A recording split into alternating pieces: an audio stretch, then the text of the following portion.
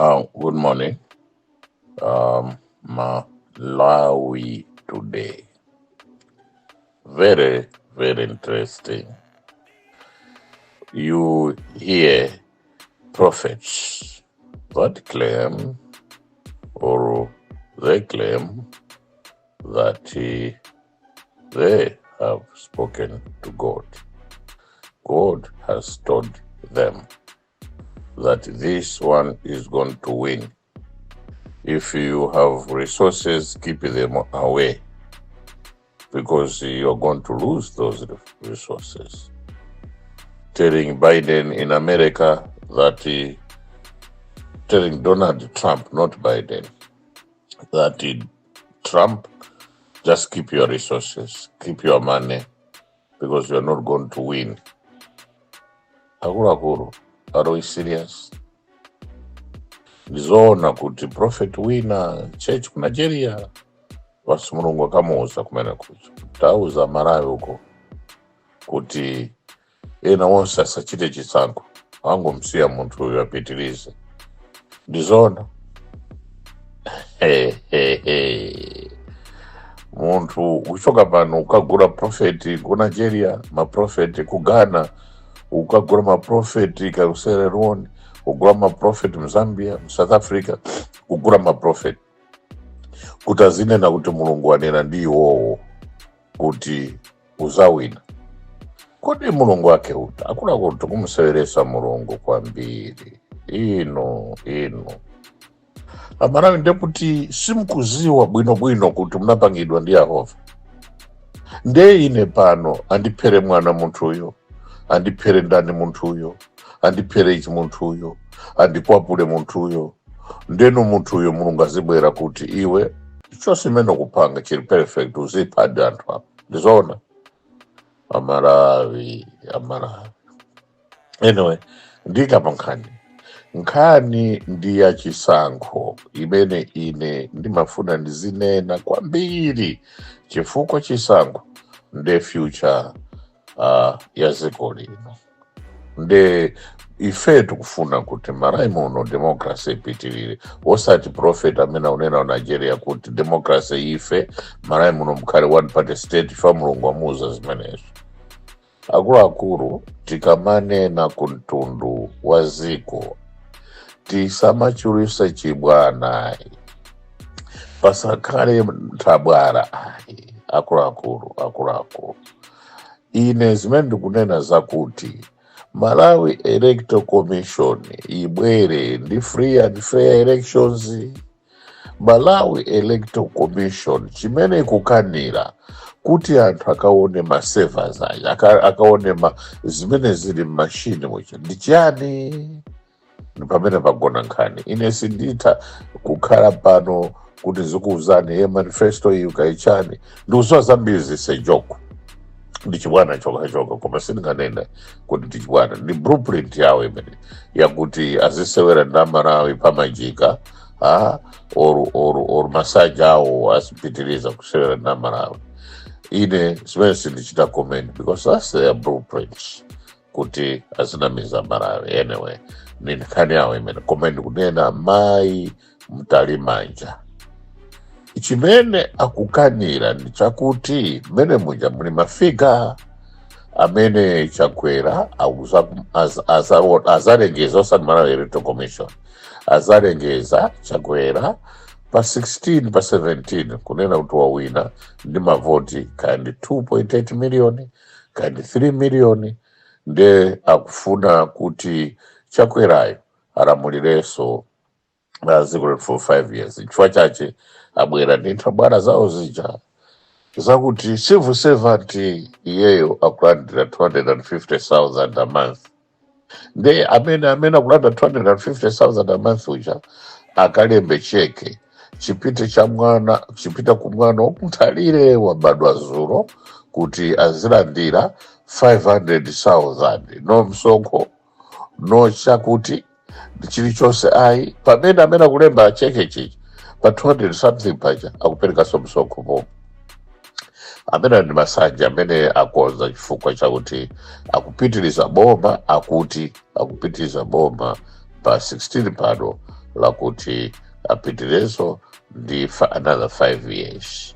Mina unenera mucha chifukwa Malawi Electoral Commission, ICT department awo yonse akuyendesa anyamata makra, kula anyamata amene akudya bwino, akuyendesa anyamata MCP amene ena ari kudowa, ena ari kuchikangawa, ena aponya mtali ni mavotosa ziko lino pa 7 million pachi kuti akabisa mavotaji aziteteza mavotaji. Malawi Electoral Commission ilibe ICT department yose inasabukira ku Malawi Congress Party.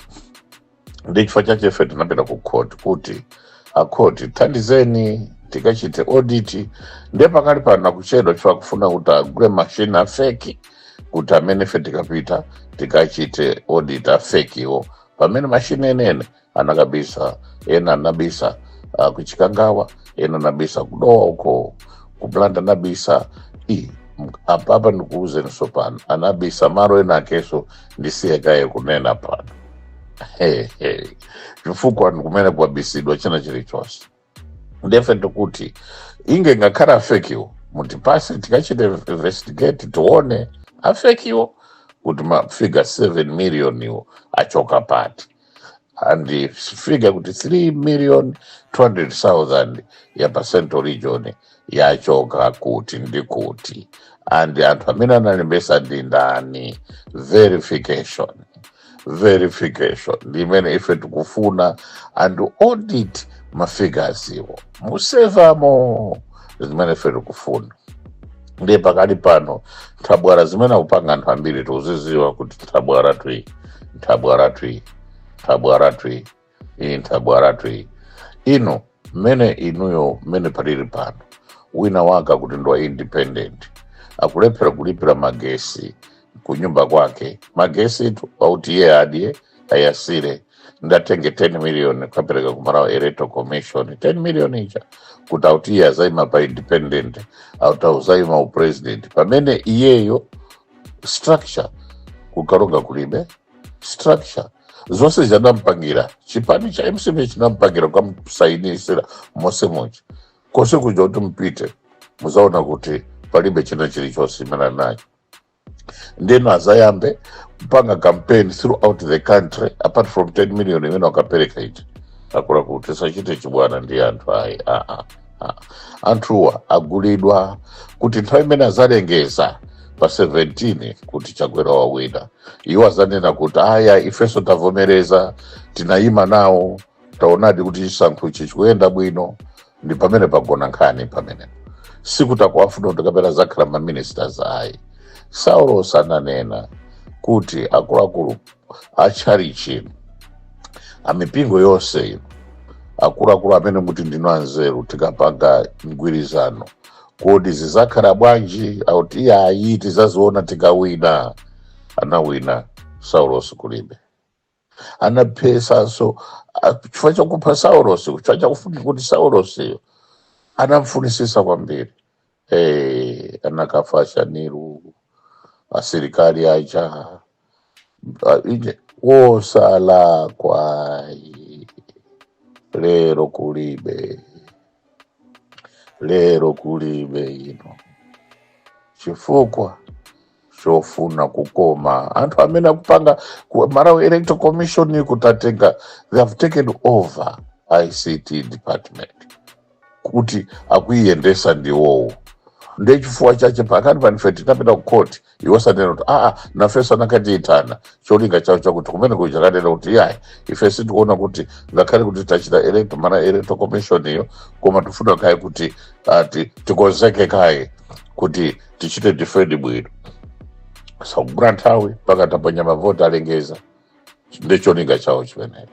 Amayi mtalimayi cha ino adevi mpesi chonde pangani chisankho chimene chili free and fair. Malawi muno musakhale nkhondo ayi chonde tikuziwa kuti muzanena kuti prophet of Nigeria ananena chakwe ndi prophet yo akonzekera zimene chifana kamuuzaso maplan how they are going to rig elections. wose wamene akunena kayamina mkutari maumunawa wosaja ali part ya rigging elections iyo anapasa makobiri kuti nthawi imene jazanene kuti taona sinengakuusanini basi anthu wose mukupita ija ndi business sizonena za Yehova ayi zijaza kuti hey chonde mulungu wanga wamakhamo. Don't use the name of our creator mulungu amene iweyo sunamuone pamaso pako, bambo ako makolo ako wonse aliyese sanamuone pamaso ayi ndio sinena pano kuti ayi mulungu wanduza okuzira kuti mulungu iwe musaselese zina mulungu ayi chonde Malawi Electoral Commission ndithu nanonso basi muzikhala mgula kuti muzikagula maprofeti uko kuti ya ndrama izi zimene sitikupanga mfuna kuti inuyo muzatiikire kumbuyo kuti taitesa chisankho bwino. Inuyo musakhale ngati inuyo Malawi muno ndi mapeto azonse ayi. Malawi Electoral Commission, change your attitude because you are leading this country, you are taking this country to destruction and you are taking this country, destroying this country. Chonde. Ntchito yanu ndiyo yendesa chisankho bwino. Ntchito yanu ndiyo chita make sure kuti chisankho chikhale transparent, chisankho chikhale credible, chisankho chikomera aliyense Malawi muno. Osati muzibera chisankho kuti wina awine chifukwa chakuti ali ndi nthabwala zakuti khanda lizalandire 500,000 up to 18 years. Osapereka msonkho, osapereka chilichonse. Khanda lakuchitipa kumisuku uko, khanda lakurumpi kumulowe uko. Ndenonso khanda lina limene likubwera limene wantchito amene zalembera cheki akulandira 200,000 300,000. Khandalo luzalandira ma 500 opanda msonkho mpaka 18 years.